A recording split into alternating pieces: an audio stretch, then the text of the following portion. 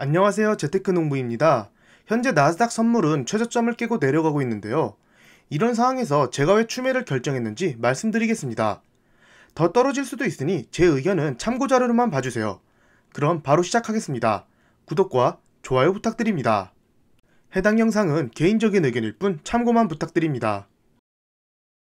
현재 나스닥 선물지수입니다. 2.5% 가까이 하락하고 있고 선물지수로는 최근 저점을 깼는데요. 이렇게만 장이 시작되면 나스닥도 최저점을 깰 것으로 보입니다. 아까 커뮤니티 게시판으로도 올려드렸지만 러시아가 침공을 시작했습니다. 정확히 말하자면 친러 세력들이 차지하고 있는 돈바스 지방에 평화를 유지한다는 목적으로 돈바스 지역에 침공을 시작했는데요. 어제 21일 여기 보이는 도네츠크 인민공화국과 루간스크 인민공화국 독립을 공식적으로 승인했다는 발표 이후 바로 침공했습니다. 우크라이나 땅인데 러시아가 독립국가로 승인했다고 독립된 나라가 되는 것은 조금 말이 안 되긴 하네요.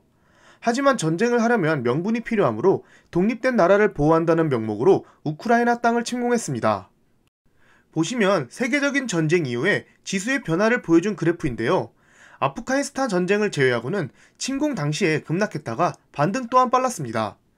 이번 침공은 지금 보시는 전쟁처럼 직접적인 전쟁으로 확대될 확률은 낮다고 분석하고 있습니다. 가장 비슷한 상황으로 보자면 마지막에 있는 크림반도 침공 때인데요. 개인적인 생각으로는 현재 코로나와 인플레이션 우려로 전세계가 힘든 상황에서 푸틴은 침공하는 척하면서 세계 경제의 패권을 가져오려고 한다고 생각합니다. 직접 충돌이야말로 현재 지지율이 많이 떨어진 푸틴이 장기 집권하는 데 있어 걸림돌이 될 수 있기 때문이죠. 우크라이나에도 러시아 사람들이 많고 러시아에도 우크라이나 사람들이 많은 상황에서 전쟁이 터져서 재산과 인명피해가 발생한다면 푸틴한테 좋을 게 하나도 없는 상황입니다. 어느 정도 세계 주목을 끄는데 러시아가 성공했고 노르트스트림2와 나토 가입만 막으면 러시아는 충분히 외교적 합의를 할 의향이 있어 보입니다. 그것만 아니어도 어느 정도 서로의 이점을 맞추면 굳이 침공할 필요가 없는 것이죠. 하지만 또 이런 뉴스를 보면 우크라이나 수도 키예프 침공까지도 염두에 두고 있는 듯합니다. 미국 대사관을 폴란드로 옮기고 있기 때문이죠. 중국은 처음에는 러시아 의견을 존중한다고 발표했지만 최근에는 러시아 침공을 반대한다는 의견을 내고 있습니다.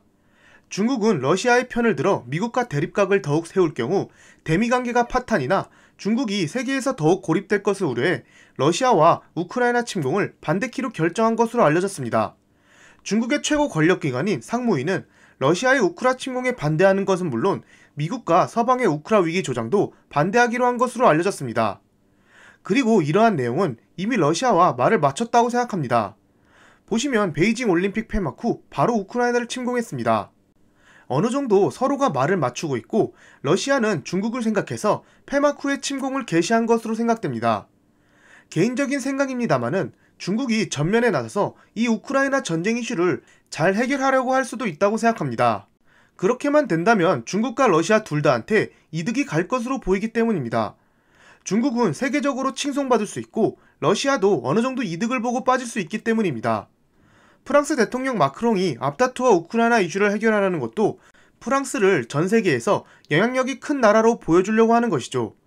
만약 중국과 러시아가 말을 맞춰서 올림픽 폐막 이후에 침공했고 이렇게 러시아 침공을 반대한다면서 러시아와 미리 말을 맞춰 평화적 합의를 이끌어낸다면 충분히 두 나라가 큰 이득을 볼 수 있다고 생각합니다. 공포지수인 빅스는 생각보다 크게 상승하고 있지 않은데요. 차트로만 보면 신고가를 뚫으러 가는 것처럼 보입니다. 제가 이렇게 말씀드리는 이유는 빅스 지수가 30일을 넘었던 적이 많았기 때문이죠. 올해만 해도 30일을 넘었던 적이 엄청 많았습니다. 작년 11월에도 30일을 넘은 상황이 있었습니다. 침공이 확실시된 상황에서 빅스가 고작 최근 고점까지도 못 올라간다는 것은 시장 자체는 아직 공포심이 낮다고 보입니다. 그에 반해 나스닥 선물이 2.5% 가까이 빠지는 것은 과민 반응처럼 느껴집니다. 개인적인 생각이고 각자의 분석은 다를 수 있으니 참고만 해주세요. 그리고 금리 인상 우려도 조금씩 약해지고 있는데요. JP모건에서는 올해 금리 인상을 연속 9회 할 것으로 봤으며 골드만삭스 또한 7회 인상할 것으로 예상했습니다. 하지만 패드워치 자료를 통해서 보면 이 금리 인상 속도가 줄었습니다. 금리 인상을 예측하는 패드워치 자료를 봐보겠습니다. 왼쪽 자료부터 보시면 올해 금리 인상 예상 포인트를 150에서 175포인트로 보는데요.